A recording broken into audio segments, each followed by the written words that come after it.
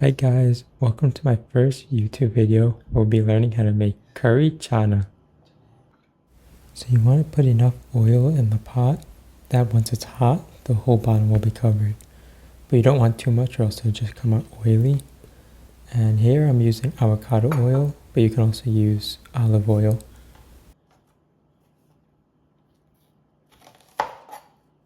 So next you'll dice about half an onion. Here I kind of diced up a little too much, so I put the rest in a Ziploc bag just to save for later. And I think the best type of onion to use this is the yellow sweet onions. You can use the red ones, but you just don't want to overcook them too much, or else they get too bitter.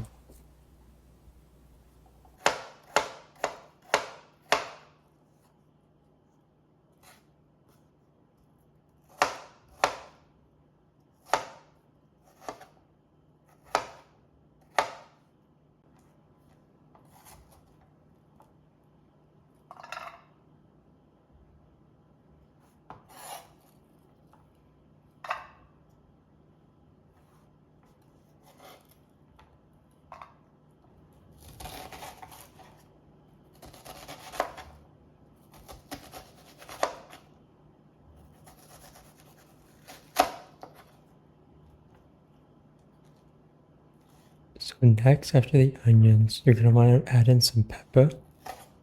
Here I just use Thai chili pepper or bird pepper. This part is really up to your preference though.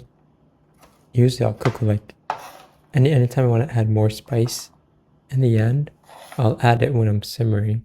So I'll add in like an habanero or scorpion pepper to actually make it hot. This is more just for flavor.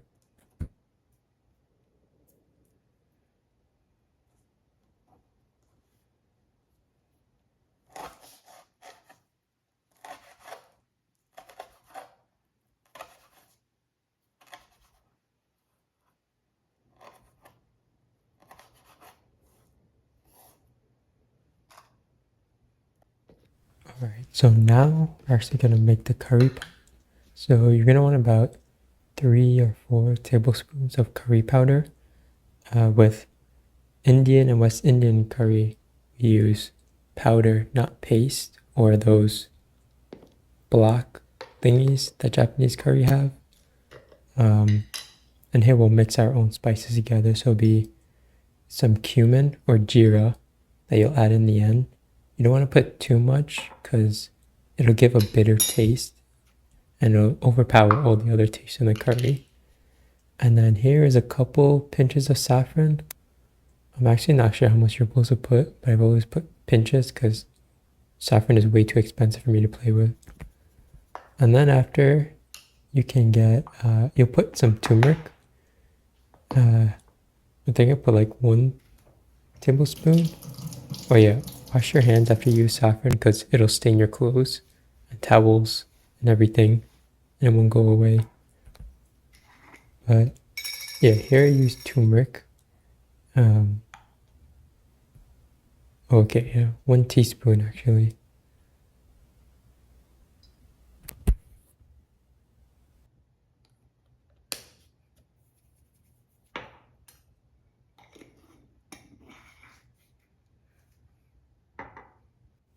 So we'll just leave the bowl of powder and everything for later.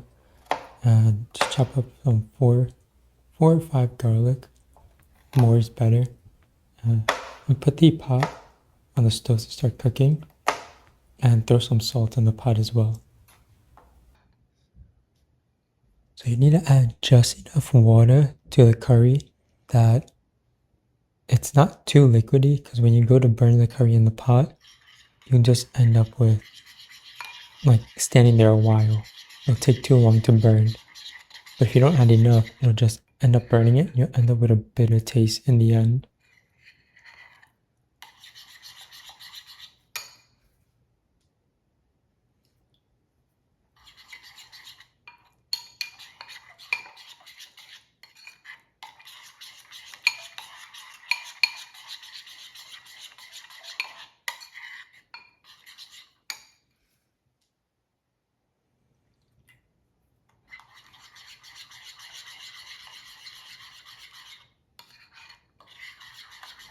So you want to make sure that the powder has enough water mixed into it. If it's too wet, it'll come out like this, a tad bit too much water, and it just won't burn as well in the pot.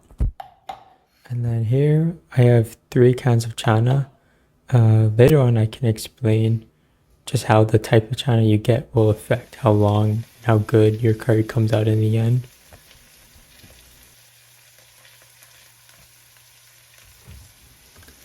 So now that we finished prepping and cutting everything, we can just focus on the pot.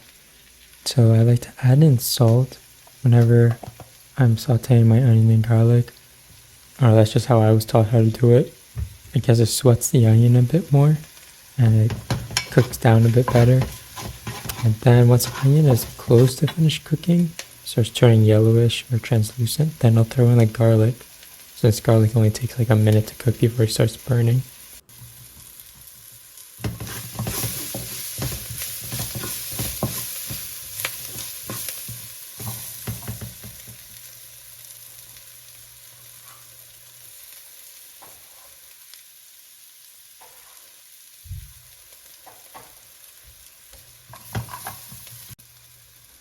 Alright, this part's very important.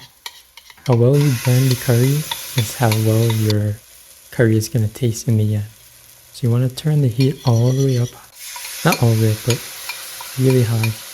And you want the curry to first boil all the water off, and then once it gets dry, then you'll start sauteing, chunking it in a pot, and you really want to try and burn it. If your neighbors can't smell that you're cooking curry, then you haven't burnt it enough.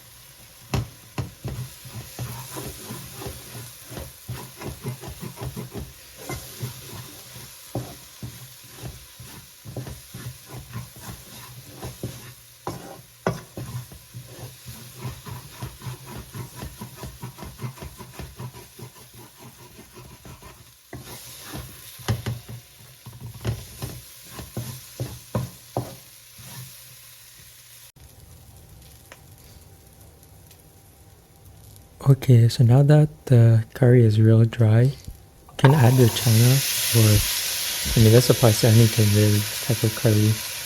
Your channa, your chicken, whatever it is you're trying to curry up. And you're just gonna coat it. Just keep mixing and stirring until it's nice and coated.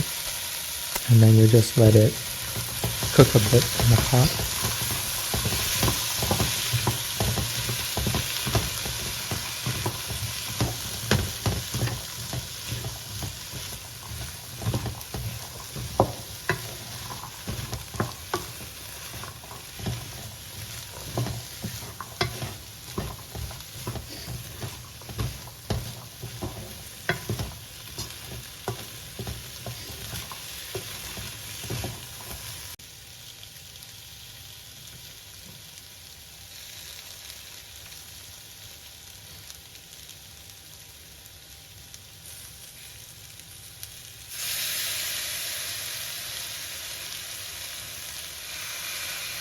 So you want to add some tablespoons of green seasoning.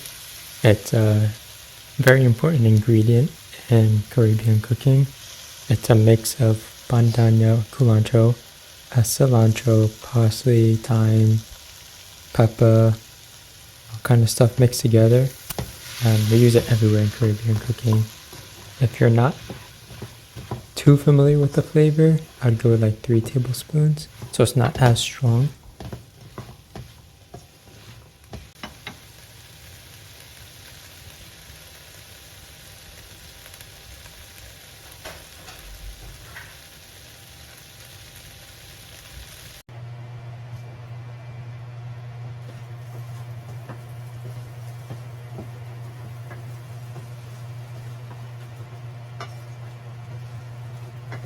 So now that we're done with the channa, you want to add just enough water so that way it barely covers it.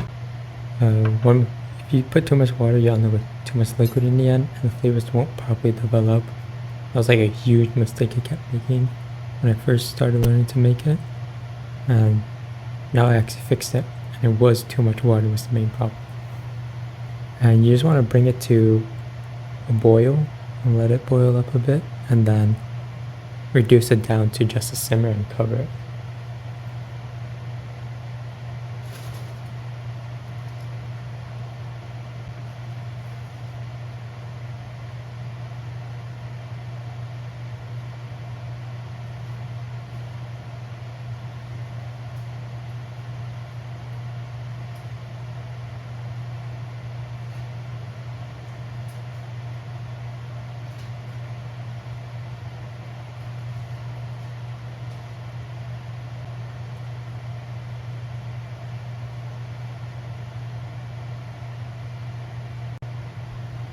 So just before we cover the pot, if you want some more heat in the food, you can throw in a whole pepper. Don't burst it or anything, but just throw it in and let it simmer with the food.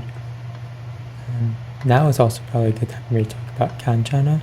So there's different types of channa you can buy. You can buy fresh and dried channa, which are in like those vacuum sealed packets.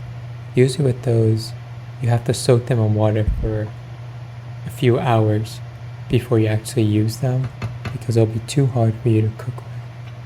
They also take the longest to simmer and fully cook down, but they have the best taste, and they don't have that tangy, stingy preservative taste like canned channa does.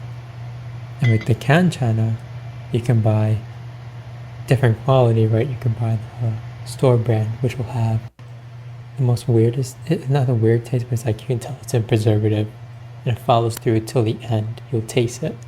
Versus something higher quality like Goya. Goya will taste the best out of all of them. And so it kind of is one of those times where it's like it's good to spend the extra money for the higher quality canned product.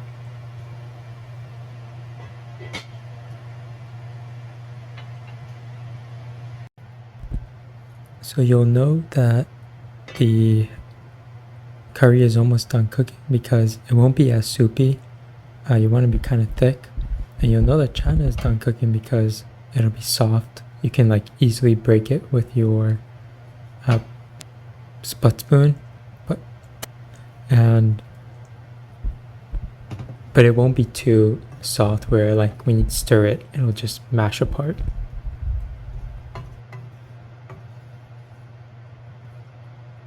We're pretty much done at this point, but yeah, we'll see what I'll make in the future. This channel is kind of just a chill cooking channel. If you want to put something on to fall asleep to, some no pressure where I can talk and not have to fake it like with my co-workers. But yeah, thanks for watching.